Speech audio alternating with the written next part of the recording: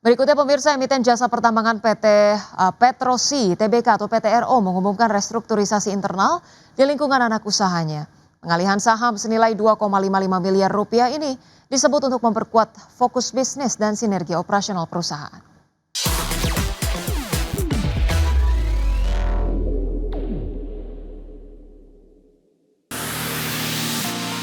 Emiten terafiliasi konglomerat Prayogo Pangestu PT Petrosi Tbk atau PTRO mengumumkan pengalihan saham antar anak usaha di internal perusahaan.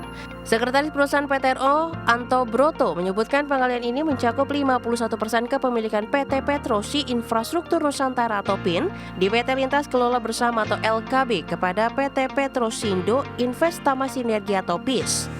Nilai transaksi tersebut mencapai 2,55 miliar rupiah. Manajemen menegaskan langkah ini merupakan bagian dari restrukturisasi internal tanpa mengubah pengendalian akhir perusahaan. Tujuannya untuk menyelaraskan portofolio bisnis masing-masing entitas anak, khususnya dalam mendukung penguatan dan pengembangan bisnis jasa pertambangan. Perusahaan meyakini pengalihan saham ini akan memberikan dampak positif terhadap kinerja melalui optimalisasi sinergi operasional antar entitas. Merujuk PUJK nomor 42 tahun 2020, aksi ini tergolong transaksi afiliasi yang tidak memerlukan persetujuan RUPS maupun pengguna jasa penilai, karena dilakukan antar entitas yang sahamnya dimiliki hampir seluruhnya oleh PTRO.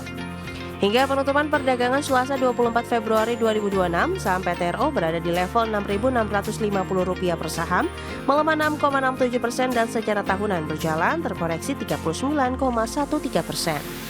Berbagi sumber, IDEX Channel.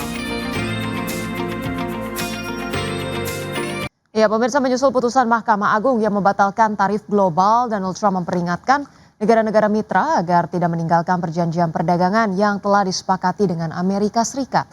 Trump mengancam bagi negara yang bermain-main bisa menghadapi tarif lebih tinggi, bahkan lebih buruk dari kesepakatan sebelumnya. Presiden Amerika Serikat Donald Trump memperingatkan setiap negara agar tidak meninggalkan kesepakatan perdagangan baru dengan Amerika Serikat menyusul putusan Mahkamah Agung yang membatalkan tarif daruratnya. Trump menegaskan negara yang bermain-main bisa menghadapi tarif lebih tinggi, bahkan lebih buruk daripada kesepakatan sebelumnya. Ultimatum tersebut disampaikan Donald Trump dalam postingan terbarunya di platform Truth Social.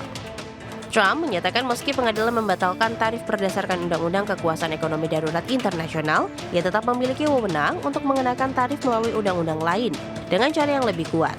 Ia juga menyebut kemungkinan pengenaan biaya lisensi baru untuk mitra dagang namun tanpa memberikan rincian lebih lanjut. Ketidakpastian seputar tarif dagang ini mengguncang pasar keuangan seperti yang terjadi di Bursa Wall Street yang ditutup melemah di awal pekan. Dolar Amerika Serikat juga tercatat melemah terhadap euro dan yen, adapun selanjutnya jalan untuk kesepakatan perdagangan Amerika Serikat tetap abu-abu. China mendesak Washington membatalkan tarif, Uni Eropa menunda persetujuan dan India menunda pembicaraan dagang yang dijadwalkan. Berbagi sumber, IDEX Channel. Harga minyak merosot sekitar 1% pada perdagangan Selasa, seiring meningkatnya harapan tercapainya kesepakatan antara Amerika dan Iran menjelang perundingan nuklir lanjutan pekan ini. Minyak mentah berjangka Brent ditutup terkoreksi 1% ke level 70,77 dolar per barrel, sedangkan minyak mentah berjangka West Texas Intermediate melemah 1% ke posisi 65,63 dolar per barrel. Koreksi harga minyak terjadi setelah Iran menyatakan kesiapannya untuk mengambil langkah apapun yang diperlukan guna mencapai kesepakatan dengan Amerika.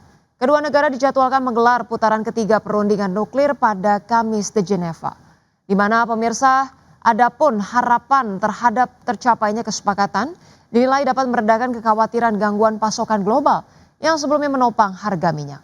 Bank UBS memperkirakan harga minyak berpotensi turun secara moderat dalam beberapa pekan ke depan selama tidak terjadi eskalasi konflik di Timur Tengah.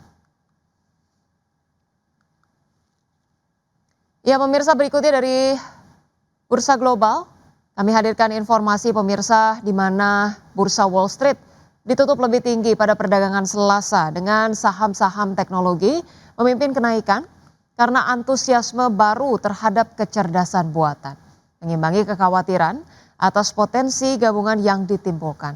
Adapun pemirsa terkait dengan spekulasi mengenai kemungkinan dampak AI pada berbagai sektor telah memicu pergerakan besar pada saham dan indeks dalam beberapa minggu terakhir dengan penurunan tajam pada perdagangan sehari sebelumnya.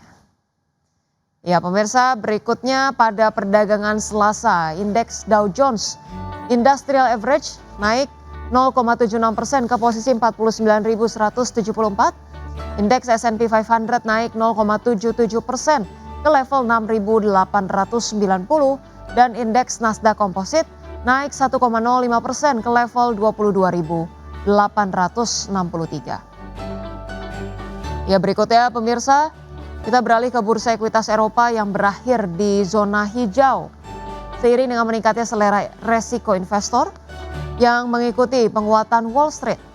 Meskipun demikian pemirsa, pasar masih menanti kejelasan terkait dengan kebijakan perdagangan Amerika Serikat setelah tarif Presiden Donald Trump sebelumnya dibatalkan oleh pengadilan. Dan kami hadirkan informasinya pemirsa, indeks Stock 600 ditutup naik 0,23% ke level 629,14.